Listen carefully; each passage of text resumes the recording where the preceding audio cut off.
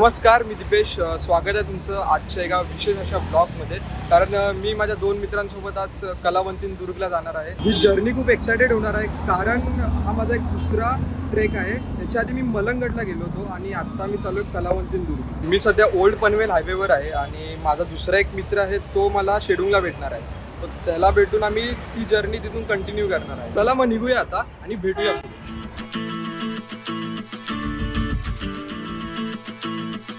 ज्या मित्राची आपण वाट बघत होतो तो आता इथे आलेला आहे. भरत सर, बॉक्समध्ये या बाई जरा. अरे नीट ब्लर होतं. ओके. तो इथून कलावंतीन 6 किलोमीटर आहे इथून.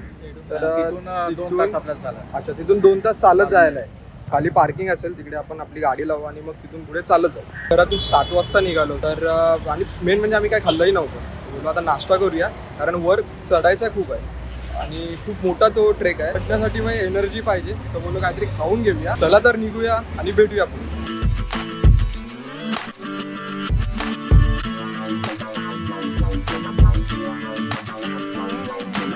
आत्ता आम्ही अर्ध्या वाटेत आलो आहोत आणि हा एक रस्ता कलावंतीनला जातो आणि हा रस्ता प्रबळमाचीला. तर तुम्ही पनवेल स्टेशनवरून जर आलात आणि तिथून रिक्षाने जर शेडूंगला आलात आणि शेडूंगवरून जर इकडे आलात तर रिक्षा तुम्हाला इथेच सोडणार आणि मग इथून तुम्हाला कलावंतीनला हे चालत जावं लागेल. खरा प्रवास आमचा आत्ता चालू होणार आहे. आम्ही आता पायथ्याशी जाऊ, तिथे गाडी पार्क करून तिथून पुढे आता चालत जाऊ. तर भेटूया पुढे.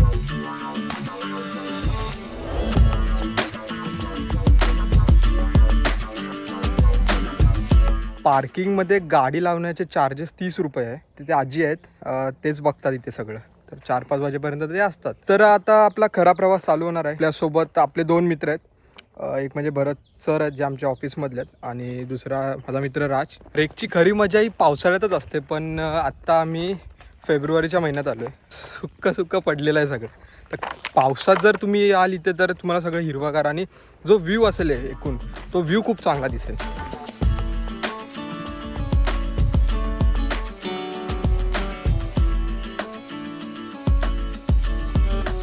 आत्ता आम्ही एका स्टॉलवर थांबलो आहोत आणि स्टॉल हा बंद आहे. पण इथे वरसुद्धा बाईक पार्किंगची सोयीसुविधा आहे, पण आम्हाला माहीत नव्हतं म्हणून आम्ही खालीच गाडी लावली.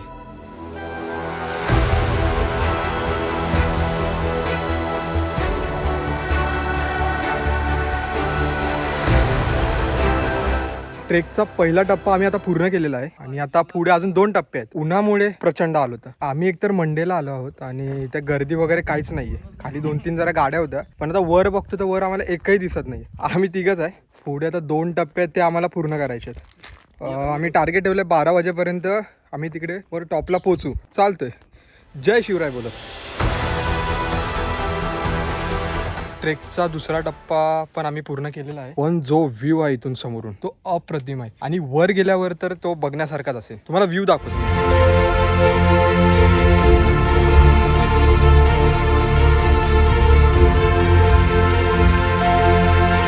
अप्रतिम जो व्ह्यू आहे ना समोर, अप्रतिम आहे. खरी मजा आता वर जायला येणार आहे. चला, आमचा एक मित्र तर गेलाय पुढे, आता आम्ही ते थांबलोय, तर आम्ही पण निघतो आता.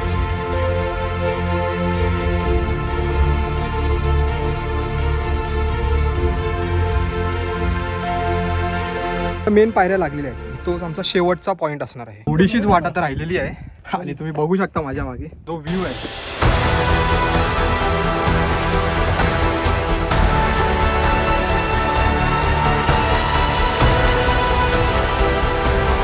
फायनली आम्ही आता टॉपला आलो आहोत. माझ्या मागचा व्ह्यू बघा. हा जो तुम्हाला बोला प्रबळगड आहे आणि हा मागचा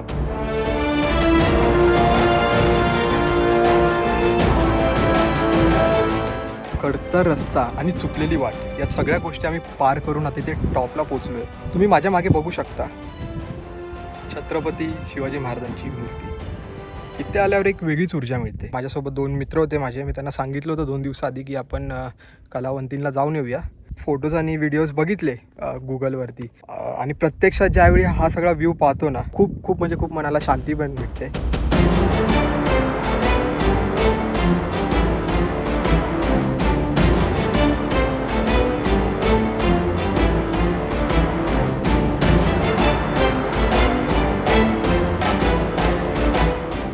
खरंच एक्सपिरियन्स हा खूपच भारी होता. आता आम्ही खाली आलो आहोत शेवटच्या पायऱ्याची इथे. भरत सर आहेत माझ्या ऑफिसमधले, त्यांना पण विचारू त्यांचा एक्सपिरियन्स कसा होता. खूप सुंदर अविस्मरणीय एक्सपिरियन्स आहे. जेव्हा आपण गड चढतो आणि उतरतो, खूप तसा कठीण हा गड मानला जातो, कारण का दगडांच्या पायऱ्या आहेत आणि एकदम स्टिफ पायऱ्या आहेत. त्या चढणं उतरणं आणि शेवटी महाराजांच्या मूर्तीसमोर जाणं खूप भारी वाटलं.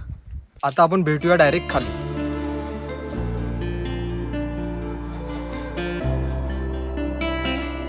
हा ब्लॉग मी आता इथेच संपवतो. हा ब्लॉग कसा वाटला तुम्हाला तुम्ही कमेंटमध्ये मला नक्कीच सांगा आणि भेटूया असंच एका नवीन ब्लॉगसोबत.